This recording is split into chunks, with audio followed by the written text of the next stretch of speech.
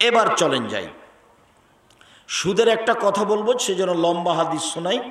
এক খেলে এবার চেয়ে থাকতে হবে, এবার নড়াচড়া করতে পারবেন না। স্বাভাবিকভাবে আরবি না পড়ে অনুবাদ করি, নইলে লম্বা হয়ে যাবে, ধরতে পারবেন না। এক খেয়ালে চেয়ে থাকবেন, নড়াচড়া করবেন না, নইলে আপনি বুঝে উঠতে পারবেন না যে কি হলো। লম্বা হাদিস তো। সামরা ইবনে জুনদুব বলছেন, আল্লাহর নবী ফজরের সালাত আদায় করে আমাদের মুখামুখি বসতেন, জিজ্ঞাসা করতেন, তোমরা রাতে স্বপ্নে কিছু দেখেছ? তা আমরা দেখলে বলতাম, তখন আল্লাহ রসুল বলতেন, হ্যাঁ তোমার স্বপ্নের তাবির এই, তোমার স্বপ্নের তাবির এই, তোমার স্বপ্নের তাবির এই, এভাবে বলে দিতেন। তো একদিন সকালে বলছেন, তোমরা কি স্বপ্নে কিছু দেখেছ? আমরা বললাম, জি না, আমরা স্বপ্নে রাতে কিছু দেখিনি। তখন আল্লাহ রসুল বললেন, শোনো, আমি স্বপ্নে দেখেছি যে দুইজন ফেরেশতা আমার কাছে আসলেন। এই ছেলে, বসো, কাজ দেখাচ্ছ আমাকে? তো আল্লাহ নবী নিজে বলছেন যে আমি স্বপ্নে দেখলাম যে দুইজন মানুষ আমার কাছে আসলো, এসে আমার দুই হাত ধরলো, ধরে নিয়ে চলে যাচ্ছে। তো দেখি এক জায়গাতে একটা লোক বসে আছে আর একটা দাঁড়িয়ে আছে। যে লোকটা দাঁড়িয়ে আছে তার হাতে একটা বাঁকা লোহার লাঠি রয়েছে, মুখের ডান দিক দিয়ে ঢোকিয়ে চিরে পিছন দিকে নিয়ে যাচ্ছে, আবার খুলে বাম দিকে লাগাচ্ছে, চিরে পিছন দিকে নিয়ে যাচ্ছে। তো আমি অবাক হয়ে গেলাম। তা আমি বললাম, এটা কে? তখন তারা দুজন বললেন, চলতে থাকেন। তা আমি কিছু না বলে চলতে থাকলাম। একটু আগে এসে দেখি একটা লোক চিত হয়ে শুয়ে আছে, আর পাশে একটা লোক, তার হাতে পাথর আছে, মেরে তার মাথাকে ভেঙে চৌচির করে দিচ্ছে। তো পাথরটা মারতেই মাথাটা ভেঙে যাচ্ছে, পাথরটা দূরে চলে যাচ্ছে, আবার নিয়ে এসে মারছে। তা আমি বললাম, এ কি? তারা দুজন বললেন, চলতে থাকেন। আমারই আর কিছু না বলে চলতে থাকলাম। হঠাৎ দেখি একটা গর্ত, চুলহার মতো, ওপরের দিক সংকীর্ণ, নিচের প্রশস্ত, তাতে আগুন জ্বলছে, ধাঁধা ধাঁধা ধাঁধা করে যে ওপরে উঠে যাচ্ছে, আবার নিচে নামছে। দেখি তাতে উলঙ্গ অবস্থায় পুরুষ আর নারী জ্বলছে, এভাবে জমা ধরে আছে পুরুষ নারী। তা আমি তো অবাক হয়ে গেলাম, ইন্না লিল্লাহি ওয়া ইন্না ইলাইহি রাজিউন। এ কি কথা? পুরুষ নারী একসাথে জ্বলছে, আগুনে জমা হয়ে আছে, পরনে কাপড় নাই, উলঙ্গ অবস্থায় আছে। তাই বললাম, এ কি? তারা দুজন বললেন, চলতে থাকেন, এখন কথা হবে না। চলতে চলতে চলে আসলাম একটা নদীতে। দেখি নদীতে রক্ত, পানি নেই। একটা লোক নদীর পাশে দাঁড়িয়ে আছে, ওর হাতে একটা পাথর আছে। একটা লোক রক্তের নদীর মাঝামাঝিতে আছে, পাশ থেকে মুখের উপরে মেরে তার মুখটা ভেঙে দিচ্ছে এবং রক্তের নদীর মাঝামাঝিতে করে দিচ্ছে। তা বললাম, এ কি? তারা দুজন বললেন, চলতে থাকেন। চলতে থাকলাম, আস্তে আস্তে একটা বড় বাগানে চলে আসলাম, সবুজ বাগান। দেখি একটা বড় গাছ, অনেক বড় গাছ, গাছের পাশে একটা বৃদ্ধ মানুষ বসে আছে। দেখি তার সামনে কতগুলো ছোট ছোট বাচ্চা। পাশে দেখি একটা লোক দূরে দাঁড়িয়ে আছে, তার হাতে একটা লোহার লাঠি আছে, এইভাবে আগুনকে উত্তেজিত করছে, লোহার লাঠি দিয়ে আগুনকে উত্তেজিত করছে। তো তারা দুজন আমাকে একটা ওই গাছের উপরে নিয়ে চলে গেল, একটা ঘরে ঢোকালো, গাছের উপরে ঘর। আমার জীবনে এত সুন্দর ঘর আমি কোনোদিন দেখিনি। দেখি ঘরের ভিতরে যুবক আছে, মহিলা আছে, পুরুষ আছে, বৃদ্ধ মানুষ আছে। তারা দুজন আমাকে বের করে নিল, ওপরে আর একটা ঘরে ঢোকালো, আল্লাহুস সামাদ, পরের ঘরটা আরও সুন্দর। দেখি সেখানে যুবক আছে আর বৃদ্ধ মানুষ আছে। তা আমি বললাম, এই শোনো, এতক্ষণ যাবৎ কি দেখলাম একটু বলে দাও, কি দেখলাম? তারা দুজন বললেন, হ্যাঁ সব বলে দেবো। শোনেন, ওই যে প্রথমে দেখলেন যার মুখকে লোহার লাঠি দিয়ে চিরে ফেলা হচ্ছে, ও মিথ্যে কথা বলতো, ইফল বিহিল ইয়াউমিল কিয়ামা, ওর সাথে এইভাবেই শাস্তি হবে মরা বিচার পর্যন্ত, জাহান্নাম জান্নাত হওয়া পর্যন্ত। জীবনে কোনোদিন মিথ্যা কথা বলবেন না, শুলি হোক ফাঁসি হোক, যা হবে হবে, মিথ্যা বলবেন না। আল্লাহ নবী বলছেন, কেউ যদি মজাক করে না হলেও মিথ্যা না বলে, আমি মোহাম্মদ তাকে জান্নাতে একটা ঘর নিয়ে দেব। মজাক করে মিথ্যা বললো না। এই আমার কলমটা করে, আহমদ আমার কলমটা কই? না আমি কলম দেখিনি তো। আরে কলমটা যে কে নিল?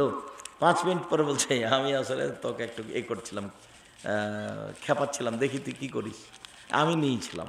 এটার নাম হলো মিথ্যে করে ওকে একটু কষ্ট দিবে, সেই জন্য।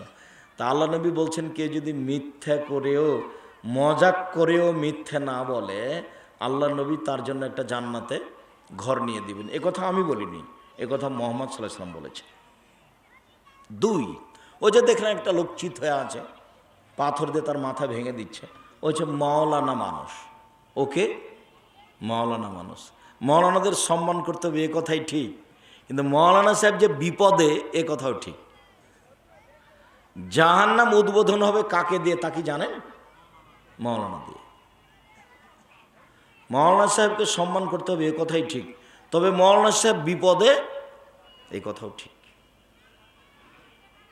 আল্লাহ নবী বলছেন জিবরাইল আমাকে একবার উপরে নিয়ে গেল আকাশে, দেখি অনেক মানুষ ওদের ঠোঁট এবং জিভাকে আগুনের কেঁচি দিয়ে কেটে দেওয়া হচ্ছে। তা আমি জিবরাইলকে বললাম, জিবরাইল ইন্না লিল্লাহ, এ কি কথা, এরা কারা যাদের জিভার ঠোঁট কেটে দেওয়া হচ্ছে? তো জিবরাইল বললেন হাওলাই খতবাউল উম্মতে, এরা আপনার উম্মতের বক্তা যারা বক্তৃতা করে বেড়াতো। বক্তৃতা আল্লাহ নবী করতে বলছেন, এরকম হয়ে গেল যে এখনো বক্তব্য দিচ্ছে, বলছে যে ফাজাইলে আমলে আছে, এক ওয়াক্ত নামাজ কাজা করলে 80 হোক বা জাহান্নামে থাকতে হবে, হাদিসে আছে। যদি না থাকে তখন কি হবে? তখন বিপদ নয়? খুব বিপদ, খুব কঠিন ব্যাপার। আমরা একটা বই পড়েছিলাম, তো ওই বইয়ের একটা হেডলাইন আছে যে অবিবাহিত ছেলে মেয়ের পড়া নিষেধ। তো যে দেখে সেই পড়ে, খালি যে দেখে সেই পড়ে, যে দেখে সেই পড়ে। কী রে, অবিবাহিত ছেলে মেয়েকে পড়তে নিষেধ করেছে কেন? তো সেখানে লেখা আছে যে ভরা পেটে স্ত্রী মিলন হলে ছেলে টেরা হয়, শিক্ষা সফরের পূর্বে স্ত্রী মিলন হলে ছেলে কানা হয়, চন্দ্র সূর্যগ্রহণে স্ত্রী মিলন হলে ছেলে ল্যাংড়া হয়। একবারে নগদ মিথ্যা কথা, একবারে নগদ ডাহা মিথ্যা, যাকে বাংলাতে কি বলবে, ডাহা মিথ্যা। আমি কিয়ামত পর্যন্ত সময় দিয়েছি এর প্রমাণের জন্য, হবে না। তো যার মাথা ভেঙে দেওয়া হচ্ছিল উনি কে? মাওলানা মানুষ। এইবার চলেন, উলঙ্গ অবস্থায় নারী পুরুষ জমা ধরে আছে, দাদা দাদা দাদা করে উপরে যাচ্ছে নিচে চলে আসছে, এরা হচ্ছে ব্যভিচার, ব্যভিচার খুব খারাপ অবস্থা। লা হাওলা ওয়ালা কুওয়াতা ইল্লা বিল্লাহ, নাউযুবিল্লাহি মিন যালিক। পুরুষ নারী আগুনে জ্বলছে, কিন্তু কিভাবে জমা ধরে আছে? একসাথে জমা ধরে আছে, পরনে কাপড় নেই, আগুনে জ্বলছে, উপরে যাচ্ছে নিচে আসছে। তারপরে যে আপনি রক্তের নদীতে একটা লোককে দিলেন, এ হলো সুদখোর। এই বাক্যটা সুদের আলোচনার সাথে সম্পৃক্ত, বুঝা গেল না? যে লোকটা রক্তের নদীতে পড়ে আছে ওকে সুদখোর, ওকে মারা হচ্ছে। যে সুদ খাবে সে কোথায় থাকবে? রক্তের নদীতে। পাশ থেকে ফেরেশতা তার মেরে মুখ ভেঙে দেবে একবারে। এটা হলো বুখারী মুসলিমের হাদিস। 24 ঘন্টার মধ্যে সুদের লেনদেন বন্ধ করতে হবে। যারা আমার সামনে আছেন তাদেরকে বলছি, যারা অনলাইনে আমার সাথে আছেন সারা পৃথিবীর যে কোনো প্রান্ত থেকে, এবং যারা আমার এই বক্তব্য শুনবেন তাদেরকে অনুরোধ জানাচ্ছি, 24 ঘন্টার মধ্যে সুদ থেকে ফিরে আসতে হবে। যত কিস্তি লেনদেন আছে সব বন্ধ করতে হবে। বউ কথা না শুনলে বউ হুস্তিনি, তাকে তালাক দিতে হবে, এ কথাই ঠিক। তবে তালাক দিতে আমি আদেশ করিনি, এটা আমার পরামর্শ, এটা আমার পরামর্শ। এ বউ নিয়ে চলে কি হবে? কেন কিস্তিতে নাম দিয়েছে? দিবে কেন? ভিক্ষা করে খাবো। উপার্জনের প্রথম পথ হলো জমিদারি। আমার বাপের জমি আছে 100 বিঘা 200 বিঘা জয়পুরহাট জেলায়, চাষাবাদ করে খাবো। লিজ দিব, লিজ, লিজ যায়, লিজ বুঝেন তো? হ্যাঁ, পত্তন মানে টাকাও শেষ, জমিও শেষ।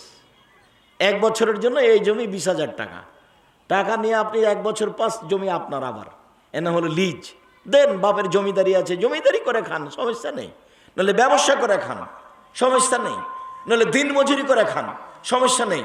বলেন তো উপার্জনের শেষ পথ কি? ভিক্ষা। ভিক্ষা করে খেতে রাজি আছি, কিস্তি তুলে বাঁচতে রাজি নই। কিস্তিতে টাকা উঠে বাঁচতে রাজি নই, ওই পথে বাঁচবো না। মরতে যেহেতু এসেছি, বাঁচতে আসেনি, কাজে ওই পথ দিয়ে বাঁচতে রাজি নই।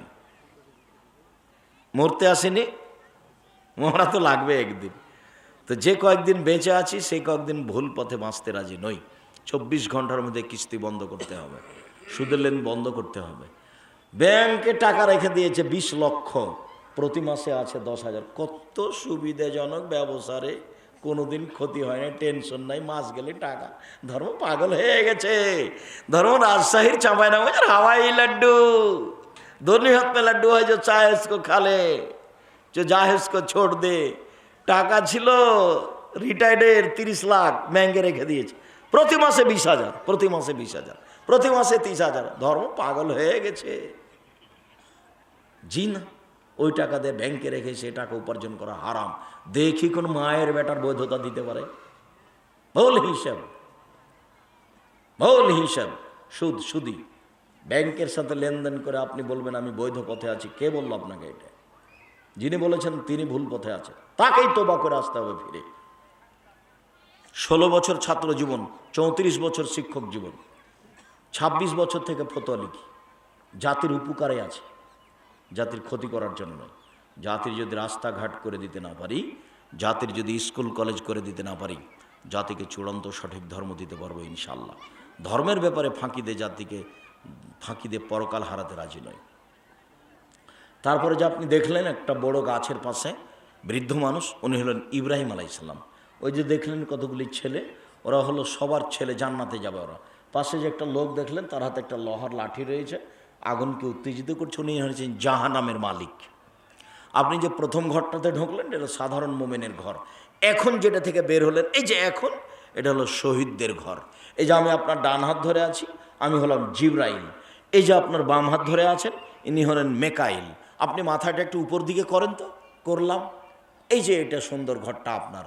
ও, এটা আমার ঘর। তাহলে তোমরা ছেড়ে দাও, আমি ঘরে ঢুকে যাই। না না না না না, আপনার বয়স বাকি আছে।